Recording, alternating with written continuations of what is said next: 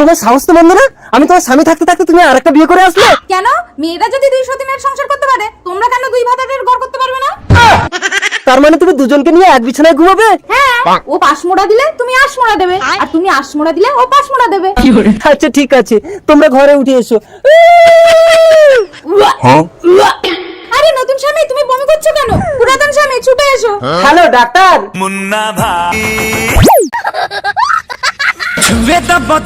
আগুরম বাবু, আপনার স্ত্রী মা হতে চলেছে। ডাক্তারি মারাচ্ছ? পুরুষ মানুষকে চেকআপ করে মা হতে চলেছে? পুরুষ মানুষ? গা হাত পা এত নরম নরম লাগছে কেন? নরম কই দেখি। হ্যাঁ একটু মেয়ে মেয়ে লাগছে। ডাক্তার বাবু একে ছেলে করে দেওয়া যাবে? এই আমি ছেলে না মেয়ে। আমাকে পাওয়ার জন্য তোমার স্বামী আমাকে ছেলে সেজে তোমাকে বিয়ে করতে বলেছে। আমি তো শুধু প্রেম করেছিলাম, তুমি তো বিয়ে করে একেবারে ঘরে তুলে আনলে। ডাক্তারের ভাষায় একে বলে চুলকে ঘা।